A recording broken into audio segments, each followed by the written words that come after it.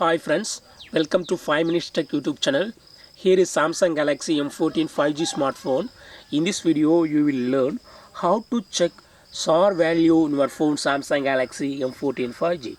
First of all, go to dialer in your phone and here type star, then hash, then 0, then 7, then hash.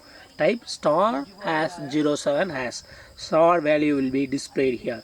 This is the SAR value, so which should be maximum. Okay.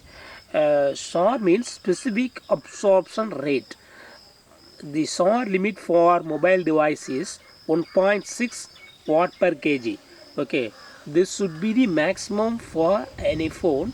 uh, um, Beyond this it should not exit. Okay, see here the maximum recorded value in this phone, in your phone, heads are equal to 0.693 watt per kg. Okay, so this is the level SAR level in your phone.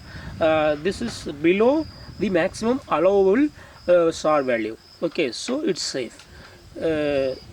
Again I tell that how to check. Just type star hash 07 hash and you will see SAR value that is recorded in your phone. That's all friends. Thanks for watching. Bye.